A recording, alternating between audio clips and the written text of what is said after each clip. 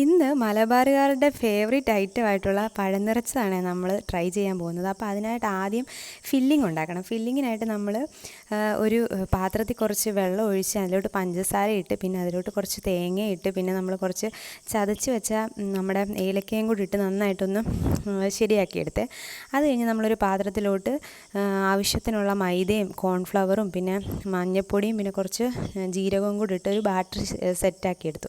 അത് കഴിഞ്ഞ് പിന്നെ നമ്മുടെ പഴം നിറയ്ക്കാനായിട്ടുള്ള നമ്മൾ ഏത്തയ്ക്ക എടുത്ത് നടുവേ ഒന്ന് കീറി കൊടുത്തു. അതിലോട്ട് നമ്മൾ നേരത്തെ ചെയ്ത് വെച്ചിരുന്ന ഫില്ലിങ്സൊക്കെ വെച്ച് ഒന്ന് നന്നായിട്ട് കവർ ചെയ്ത് പിന്നെ അത് നമ്മൾ സാധാരണ പഴംപൊരിക്കൊക്കെ എടുക്കുന്നത് പോലെ നമ്മളത് നന്നായിട്ടൊന്ന് കവർ ചെയ്തെടുത്ത് ആ ബാറ്റർ വെച്ച് അങ്ങനെ നമ്മൾ ചെയ്തെല്ലാ ഇതും ചെയ്തെടുത്തു. പിന്നെ നമ്മളൊരു പാത്രത്തിൽ നമ്മൾ ചീനച്ചട്ടിയിലോട്ട് എണ്ണ ചൂടാക്കി അതിലോട്ട് നമ്മളിട്ട് നന്നായിട്ട് പൊരിച്ചെടുക്കുക. എപ്പോഴും നമ്മൾ പഴംപൊരി തന്നെ തിന്നു കഴിഞ്ഞാൽ അതൊരു ഒരു ബോറല്ലേ. അപ്പോൾ നമുക്ക് ഇടയ്ക്കൊക്കെ എന്തെങ്കിലും ഒന്ന് മാറ്റി പിടിച്ചാലോ എന്ന് കരുതി ഞാനിന്ന് പഴംപൊരിക്ക് പകരം 4 മണിക്ക് നമ്മൾ